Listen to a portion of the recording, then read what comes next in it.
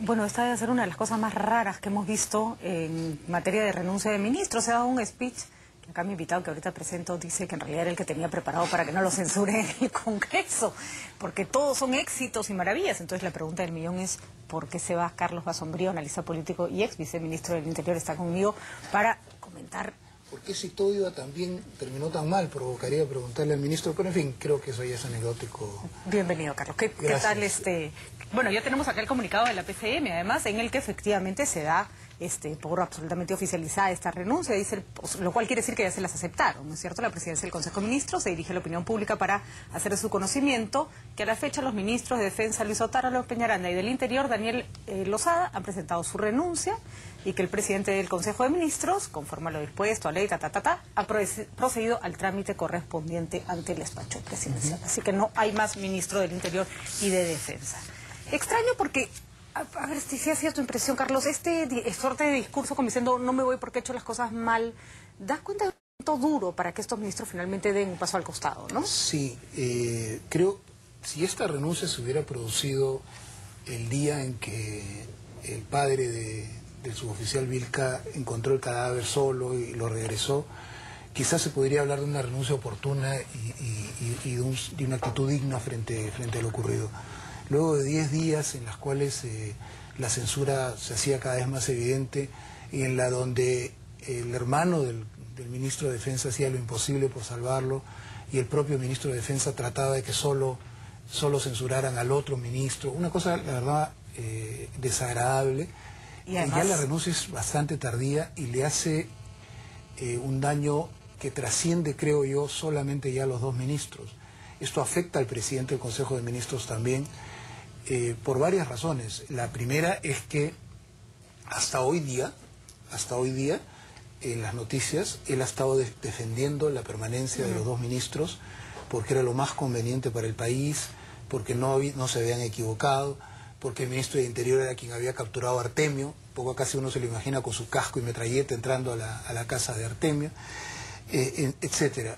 Lo que ha ocurrido en el transcurso de la mañana, todo parece indicar una llamada de Abugataz a Humala diciéndole, mire, presidente, no hay ninguna forma de contener la censura, ¿qué hacemos? Y Humala diciéndole a los ministros, chao, digamos como algo que debió ocurrir mucho antes.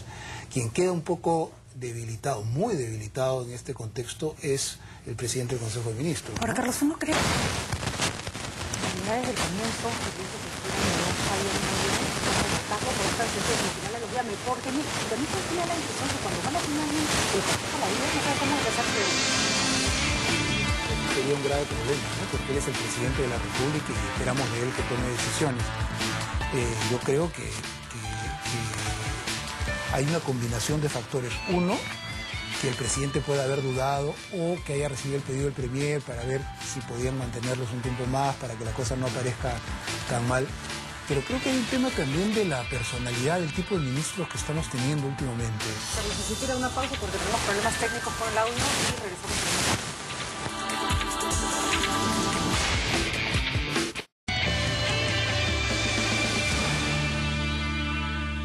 con Ahora sí, me están fastidiando por el Twitter que dice que le cambie de pilas a mi micro. No es mi culpa. Aquí los chicos de técnica ya lo resolvieron, esperemos, así que continuamos hablando con Carlos Basombrío. Disculpa, Carlos, todos estos inconvenientes, pero así es cuando hacemos programas en vivo. Hablábamos de esta suerte como de incapacidad de Humala de organizar sus equipos. Recordemos que, claro, la relación era más complicada porque el cargo de vicepresidente es elegido, pero el caso Chejade dio cuenta también de una especie de lapa que se le pega y de la cual no se podía quitar. Pero no, el caso Chejade también se parece a esto, en el sentido de que hay dos lados en este asunto. Hay un presidente que tiene que tomar decisiones difíciles con personas con las cuales ha trabajado cotidianamente, etcétera. Debe ser humanamente difícil. Por supuesto. Pero también hay el perfil de los ministros que estamos teniendo, digamos. Un ministro del Interior que saca un comunicado como el que sacó, y él mismo, no sé si conoció la redacción o si no pero cuando se da cuenta de lo que dijeron, o el ministro de Defensa, digamos, tratando de empujar a que sea solo el ministro del Interior, da cuenta de otro tipo de personas. Yo creo que es duro decirlo, pero la función ministerial requiere personas con mucho más mundo propio, mucho más peso individual propio, mucho más capacidad de tomar decisiones sin temer irse. O sea, yo creo que un ministro del Interior, de Defensa, cualquier ministro debe tener una agenda de 5 años, un plan de trabajo de 5 años, pero la renuncia en el bolsillo. Y además creo, porque Carlos, no que puede ya ser no... tanta indignidad. Así es, porque yo creo que ya no importa quién tuvo la culpa, ya todo salió mal. Todo salió mal. Fíjate, hoy día ha salido en Caretas que el comandante general del ejército no le contestaba el teléfono al ministro de Defensa. O sea, digamos, en la medida en que nosotros vivimos una circunstancia parecida cuando estábamos en Interior y el director general, digamos, no digo que se insubordinó, pero estaba reacio a una serie de decisiones. Bueno, lo que hizo el ministro fue donde el presidente, mire, en este contexto se tiene que ir hoy el director general. Y el presidente le dijo, mira, vamos a ver, ha sido un gusto, presidente. ¿No es cierto? O sea, es imposible que un ministro no pueda tener el respaldo del presidente respecto al director general o comandante general. ¿No es cierto, no? No cabe en esas circunstancias. Ahora, ¿cuánto de daño le hace al gobierno que finalmente no logró salvar a sus ministros? Porque no los pudo sacar de la... O sea, ya para el caso de lo mismo, que se vayan por censura o que se vayan por una renuncia. En la práctica han sido censurados, ¿no? Así es. Más allá de que la votación se produjo no esta tarde, en la práctica han sido censurados. Así es. ¿Qué le pasó a Ollanta Humala? ¿O cuánto de este Ollanta Humala vamos a seguir viendo? ¿Te parece que es circunstancial lo que ha ocurrido, que estamos frente a un estilo de gobernar que no se siente un liderazgo, que no se siente una meta?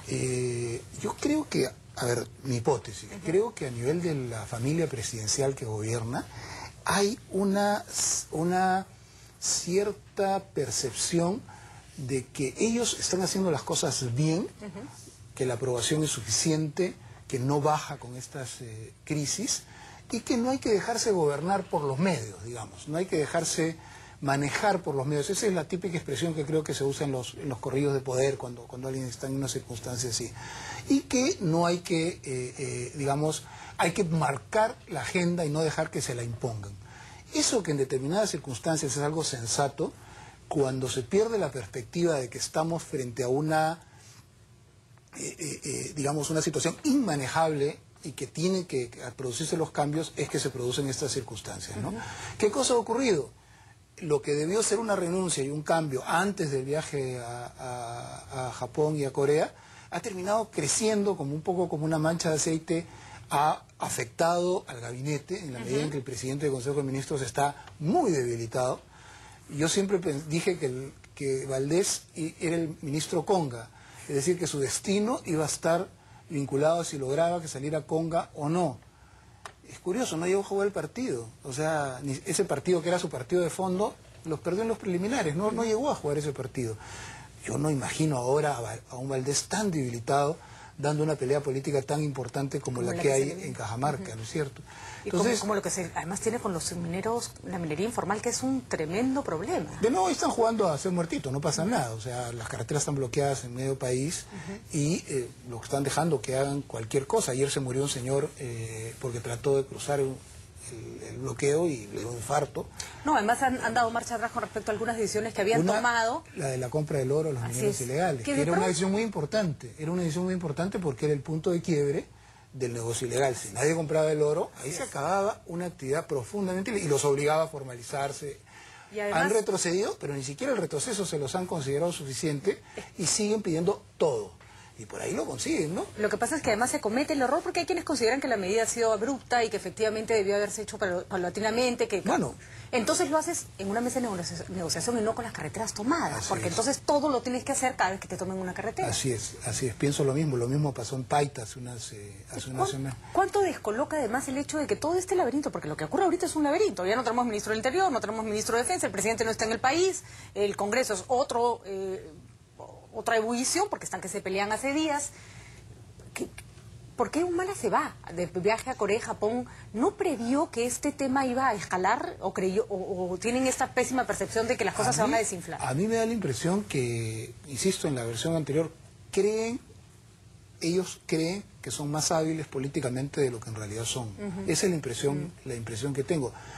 Creo que ellos manejaban como posible que con el Congreso Aguatás lograra diluir las cosas, ¿no? Postergarla, conseguir esto del Día de la Madre que se iba a discutir, ¿no? Conseguir algunos votos, en fin, y no midieron la magnitud de la indignación de la gente frente al fracaso y las muertes en el BRAE. Esa me parece que es la lección más importante. Y la segunda, no tienen operadores políticos finos. Valdés no es un operador político. Yo diría que ni Burgos. Bueno, yo diría que Aguataz es un operador político burdo. Burdo, es verdad. Digamos, con todo respeto, pero me parece que no es precisamente un operador fino, digamos, ¿no? No, es un hombre bien intencionado y creo que tiene buenas relaciones, pero tiene pésimas formas, ¿no? Exacto, por eso digo más tosco, digamos, un pintor de brocha gorda, no es de pincel. Y no hay más. No hay más. ¿Qué otros operadores políticos tiene el gobierno? Esta lógica que hay de Valdés y que ha metido mal al gabinete, ustedes no son políticos, ustedes son técnicos, es un grave error. No hay nadie más político que un ministro. Y bueno, y por encima de ellos, nadie más político que el primer ministro. Y los problemas que enfrenta son políticos, no operativos ni técnicos. Para los problemas operativos y técnicos están los operativos y los técnicos. Él tiene que hacer la política del Estado.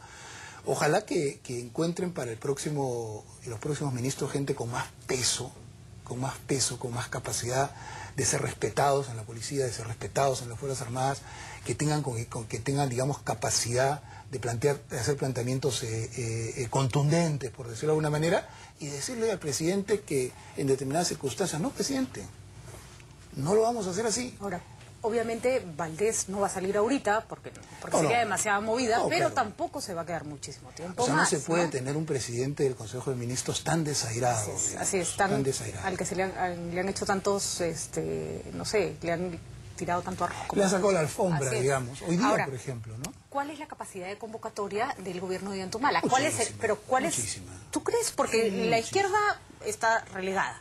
No, pero si quisiera, no digo que lo vaya a hacer, pero si quisiera volver a abrirse a la izquierda, ahí están. Tampoco no está. O sea, no tiene y en el centro derecha, etcétera, hay un montón de gente que estaría muy dispuesta a ser ministros. ¿Por qué esta elección de ministros tan No, eso habría que preguntarse. Habría que ¿no? preguntar. Hay algunos buenos ministros también en el gabinete. Por supuesto, los más técnicos, por cierto, los menos políticos, claro, están haciendo un trabajo más... Exacto. Ojo, pero no porque sean menos políticos, sino porque están haciendo trabajos que no requieren dar la lucha política continuamente, digamos, ¿no? O sea, pero digamos, el premier, el ministro de Interior, por ejemplo, si no tienes dos buenos políticos ahí, estás un poco debilitado, ¿no? Ahora, lo que está ocurriendo, además, era muy riesgoso dejar a dos ministros en carteras tan sensibles cuando ya estaban absolutamente desprestigiados, porque esto los había dejado muy, muy mal parados frente a la población. Patricia, al interior de los ministerios, nadie te hace caso si saben que te vas. Nada, no puedes conseguir hacer nada. No te van a ir a decir, oiga, no lo dejo, simplemente haces muertito y esperas que se vaya, ¿no? Después de lo de Vilca tienes a todos los familiares de los policías y de los miembros de las Fuerzas Armadas peleando en zonas complicadas, envalentonados. O sea, hay gente que está molesta, ¿no? Sino molesta, indignada. Además hay una serie de temas como pagos de compensaciones que se les deben por viudez, invalidez, etcétera, que no se cumplen, cosas que me parece espantoso. Y hay una discrepancia contigo, lo de Huancayo. En lugar de gastar tanta plata en llevarse a 130 congresistas, a tanques de las Fuerzas Armadas, etcétera, a Huancayo, que usen esa plata para pagar las deudas que se tiene con los yo también creo que hay prioridades, ¿no? Yo también creo. Lo que pasa es que lo que me molesta es que se va a desatar una discusión interminable de horas, ¿no? Ya no discutan, vayan donde quieran, pero digamos, un lindo gesto sería el presidente, bueno, íbamos a hacer esto, pero estos, no sé, 2, 3, 4 millones, 5, 6, 7 millones los vamos a gastar en ponernos al día con todas las viudas, con todas las personas con invalidez en la población. Por ejemplo, es que creo que hay prioridades, ¿no? Así es, hay ciertas cosas que tienen más de sensibilidad. Ninguna.